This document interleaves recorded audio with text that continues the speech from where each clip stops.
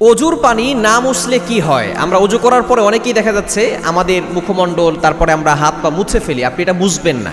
আপনি যখনই অজু করবেন মনে রাখবেন, অজু হচ্ছে এমন একটা ইবাদত, এই অজুর মাধ্যমে কিয়ামতের ময়দানে আল্লাহ পাক রব্বুল আলামিন এই শেষ উম্মত যারা রয়েছে, নবীজি ইসলামের উম্মত যারা আছেন, তাদেরকে কিয়ামতের ময়দানে আল্লাহ তাআলা এই চেহারা, এই হাত, আল্লাহ পাক রব্বুল আলামিন যে অজুর পানি যেখানে যেখানে লেগেছে সেগুলো ধপধপ করতে থাকবে এবং এটার ভিতরে নূর চমকাতে থাকবে। নবী সাল্লাল্লাহু আলাইহি ওয়াসাল্লাম আমাদেরকে দেখেই চিনতে পারবেন যে এরা অজু করেছিল, এজন্য তাদের হাত পা এখন আজকে জ্বলজ্বল করছে।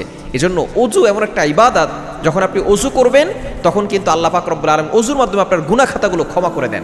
শুধু তাই নয়, অজু যারা সবসময় অজু অবস্থায় থাকে আল্লাহ পাক রব্বুল আলামিন তাকে হালালভাবে ধনী বানিয়ে দেন। আপনি যদি অজু অবস্থায় থাকার চেষ্টা করতে পারেন, দেখবেন আল্লাহ তাআলা আপনাকে সম্পদের ভিতরে বরকত দিবেন, হালালভাবে আপনাকে ধনী বানিয়ে দিবেন। সুতরাং অজু আমরা যে করি, অজু করার সময় নবী সাল্লাল্লাহু আলাইহি ওয়াসাল্লাম বলে দিয়েছেন যে প্রত্যেকটা পানির ফোঁটার সাথে সাথে আমাদের গুনাহ ঝরে পড়ে যায়। সুবহানাল্লাহ বিহামদি। আপনি যখন অজু করছেন, এই অজু করার পরে পানির ফোঁটার সাথে সাথে আপনার গুনাহগুলো ঝরে পড়ে যাচ্ছে। সুতরাং যদি আপনি পানিটা মুছে ফেলেন তাহলে তো তাড়াতাড়ি মুছে ফেলা হয়ে গেল।